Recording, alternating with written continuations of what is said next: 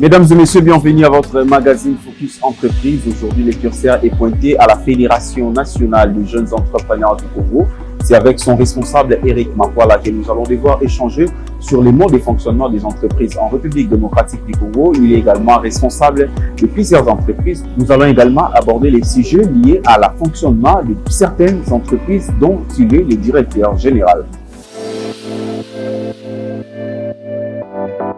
Comme vous l'aviez dit tout à l'heure, je suis monsieur Eric Makwala, entrepreneur, responsable de quelques entreprises, notamment le groupe Maxon Company, le cabinet M Consult et le cabinet CN, national de la Fédération nationale des jeunes entrepreneurs du Congo, FNG Grand Cycle. Ça fait plus de 10 ans depuis que je suis entrepreneur et naturellement 10 ans depuis que je suis à la tête de la Fédération des jeunes entrepreneurs. Je suis dans plusieurs secteurs d'activité, notamment dans le secteur de la communication. Et la communication parce que j'estime que tout est communication aujourd'hui. Et tout ce que nous faisons, il y a la communication qui est liée pour atteindre les résultats par rapport à ce que nous faisons en tant qu'entrepreneur. Il nous faut exactement beaucoup de communication et bien communiquer. Voilà pourquoi nous nous sommes lancés dans ce secteur-là, mais également nous sommes dans le secteur de l'immobilier. Et dans ce secteur-là, aussi, c'est par rapport au potentiel que représente notre pays, nous avions estimé qu'il était important que nous nous lancions dans ce secteur, mais également j'évolue dans le secteur de l'agriculture. Comme vous le savez, c'est un secteur à forte potentialité et forte valeur ajoutée, et donc nous sommes dans l'agriculture avec des prospections de nous lancer dans la transformation des produits que nous cultivons. Contrairement aux autres secteurs, je dirais le secteur de la communication, c'est pas mon secteur le plus ancien. C'est un secteur dans lequel je suis en train plutôt de me lancer parce que en tant qu'entrepreneur, j'ai compris la nécessité de mieux s'organiser en ce qui concerne la communication et de mieux communiquer. Et nous nous sommes dit pourquoi pas nous lancer dans ce secteur.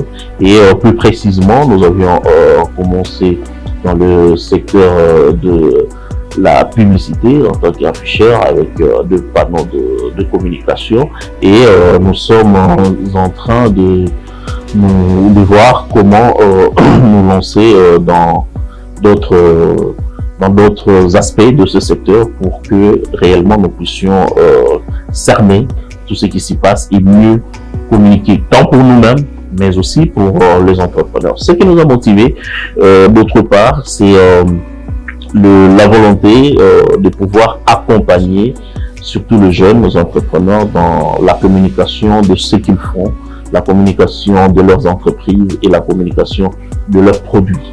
Mais comme je vous l'ai dit tout à l'heure, c'est un secteur dans lequel nous venons de nous lancer. Nous sommes en train de diriger et déplacer nos premiers pas, et je crois que d'ici là, nous allons davantage nous organiser pour apporter en plus à l'entrepreneuriat des jeunes en cette matière. Oui, le secteur mérite d'abord une forte réglementation parce que je peux affirmer que le secteur devient de plus en plus pollué et que la réglementation aujourd'hui devient obsolète par rapport à ce qui est vécu sur terrain, et cela nécessite une implication bien entendu des acteurs de ce secteur pour mieux réguler le secteur d'une part, mais d'autre part il faut souligner que dans ce que nous faisons c'est de la sous-traitance, mais malheureusement malgré l'existence de la loi du 7/001 sur la sous-traitance, mais nous voyons les entreprises à capitaux étrangers sont en train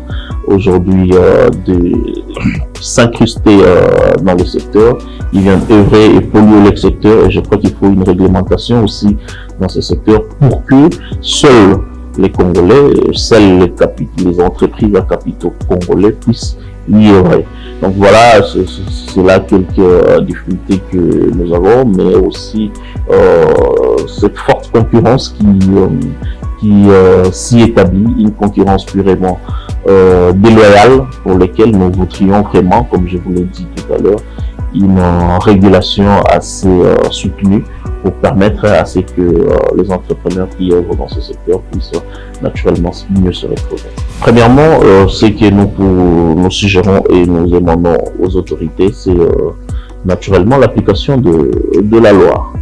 L'application de la loi, les textes existent, les textes qui régissent le secteur existent, et il faut les appliquer carrément.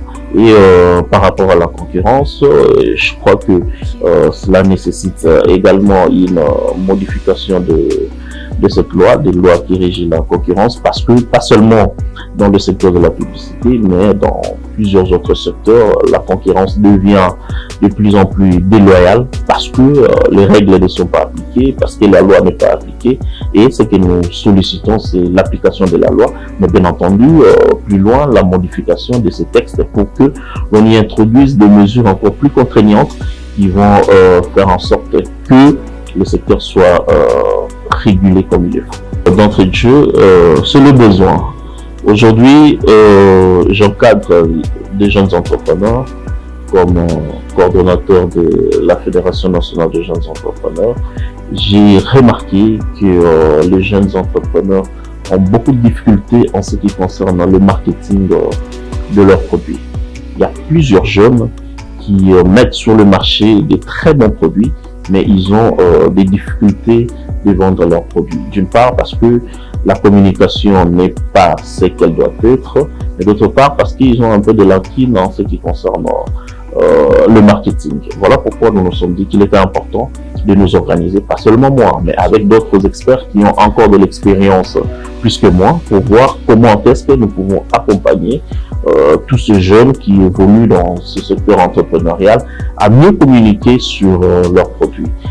Je suis tenté de vous annoncer un autre projet que nous comptons lancer dans ce sens, mais bon, je préfère le garder pour une autre émission, et je vous ferai comprendre les autres initiatives que nous sommes en train de prendre pour accompagner les entrepreneurs à mieux communiquer, parce que qui dit mieux communiquer, il dit mieux vendre. Qui dit mieux vendre, c'est faire le chiffre d'affaires, et qui dit faire le chiffre d'affaires, c'est développer son entreprise. L'État, ce qui est vrai, l'État congolais fait des efforts pour apporter un plus dans ce secteur entrepreneurial en termes d'accompagnement des entrepreneurs, mais nous dirons sans crainte d'être contredits qu'il en faut encore plus. Ce qui est fait est très bien, mais il en faut encore plus parce que les besoins sont énormes, et ce qui vient en termes d'accompagnement n'est vraiment pas suffisant, et je crois qu'il en faut encore plus pour réellement mieux accompagner les entrepreneurs, et que cet accompagnement soit exactement adéquat par rapport aux besoins sur le terrain. Naturellement, en tant que coordonnateur d'une grande fédération, je ne peux qu'être dans le formel. Mais je crois que c'est un état de lieu à faire sans beaucoup de complaisance. Parce qu'il faut se poser la question, pourquoi beaucoup d'entrepreneurs congolais préfèrent évoluer dans le formel plutôt que préfèrent évoluer dans l'informel, je voulais dire, plutôt qu'évoluer dans le formel. Aujourd'hui, il faut le dire très fortement que les entrepreneurs ont cette crainte de la tracasserie administrative de l'État. Et c'est ce qui les oblige ou les motive le plus à persévérer dans l'informel plutôt que dans le formel. Donc, l'État ferait mieux de pouvoir d'abord et au préalable assainir le climat des affaires, assainir la fiscalité congolaise afin de pouvoir stimuler comme il le faut ceux qui sont dans l'informel à aller vers le formel.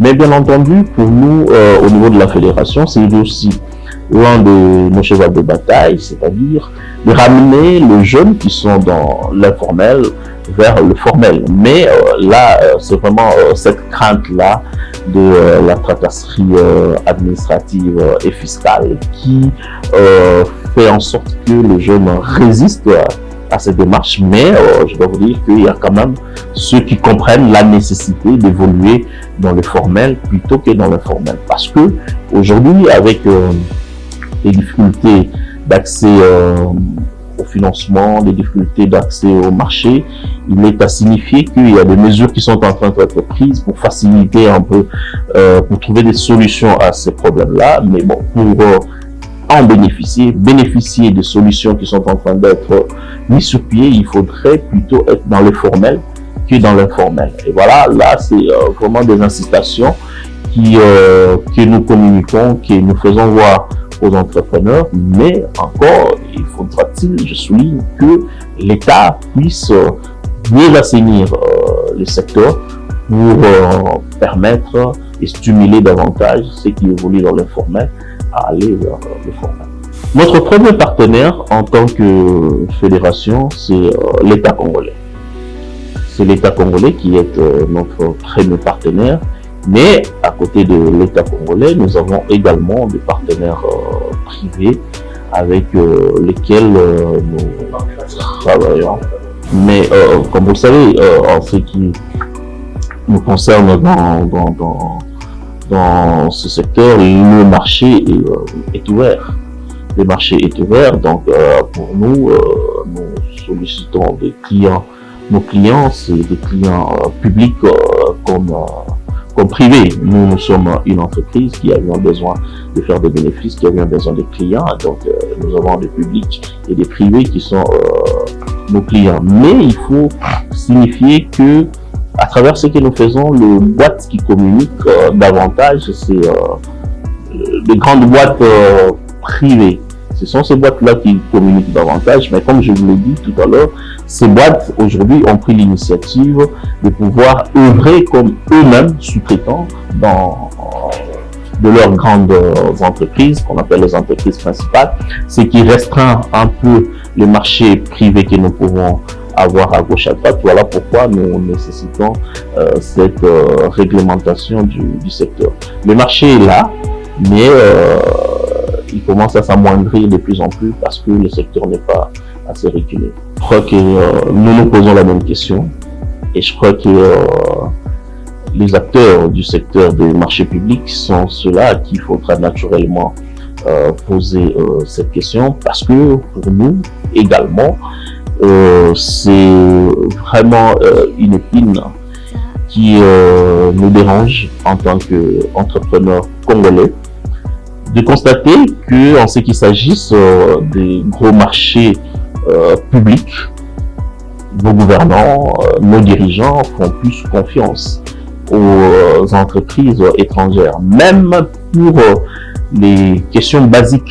Et là, sans langue de bois, je dirais que j'estime que la motivation elle est d'ordre négatif. C'est plutôt la corruption qui pousse à ce que l'on puisse plutôt privilégier les extrapatriés, quitte à voir comment mieux dîner avec eux, plutôt que les Congolais. Parce que aujourd'hui, je peux vous assurer, encore une fois sans crainte d'être contredit, que nous avons de l'expertise. Les entrepreneurs congolais ont de l'expertise et ont besoin de marché. La loi sur le marché public est très claire. La loi sur le marché public stipule que, en termes d'octroi de marché public, la préférence doit d'abord être nationale. C'est en cas d'absence de l'expertise nationale qu'on peut recourir à la préférence étrangère. Mais malheureusement, c'est pas le cas. Nous voyons des marchés, il y a des marchés publics aujourd'hui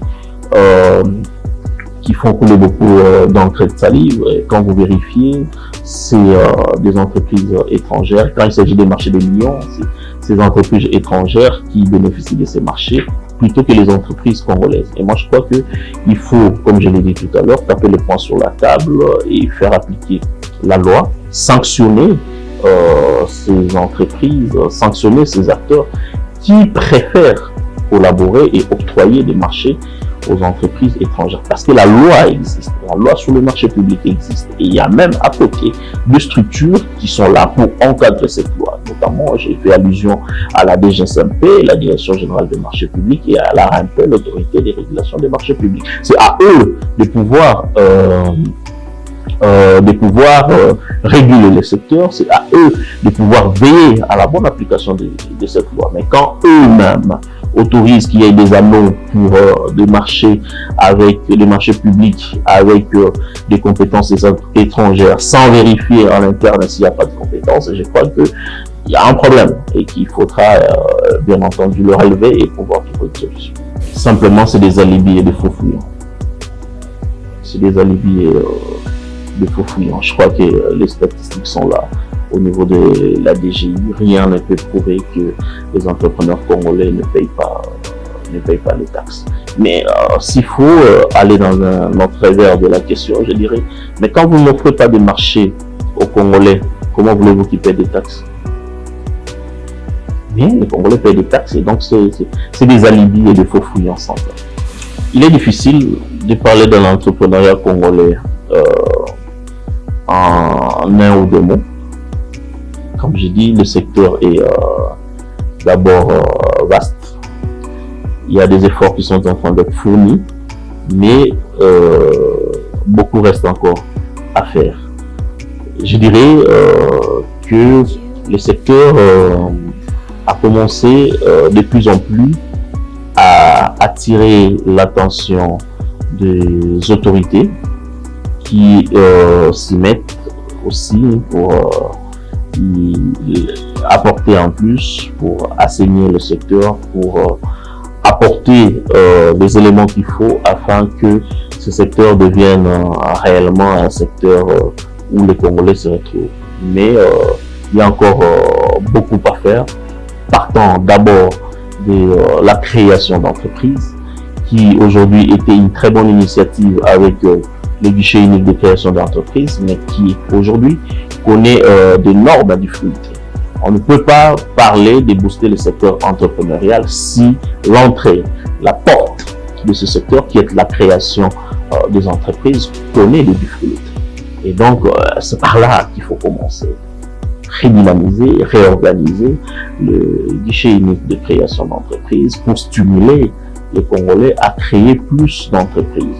Aujourd'hui, nous sommes un pays qui est considéré comme un désert entrepreneurial parce que, bien entendu, la densité entrepreneuriale aujourd'hui représente 0,04 entreprises par kilomètre carré et le nombre d'entreprises qui sont créées, au début nous étions à environ 10 000 entreprises par an, qui n'a fait que régresser, et donc de ces côtés-là le tableau est un peu sombre.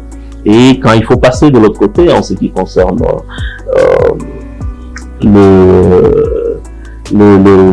les marchés et tout ce qui s'ensuit, je vous ai dit tout à l'heure, il y a des difficultés notamment du côté des marchés publics, des marchés privés. Il y a l'assainissement qui s'est fait avec la régulation du secteur et il y a un pas, une volonté, mais cela ne suffit pas. Il faut davantage bousculer pour que l'accès au marché, l'accès au financement soit vraiment des éléments basiques pour les entrepreneurs. Mais encore, il faudra ajouter par-dessus tout la fiscalité, qui est un élément très important, qui mérite un certain assainissement. Nous avons salué la promulgation de la loi sur l'entrepreneuriat, qui prévoit quand même certaines facilités fiscales pour les jeunes entrepreneurs. Mais encore, il faudra signifier que cette loi aujourd'hui traîne encore dans les tiroirs des autorités, parce qu'il faut, à côté de cette loi, les mesures d'application qui ne sont pas encore prises pour que la loi soit effective.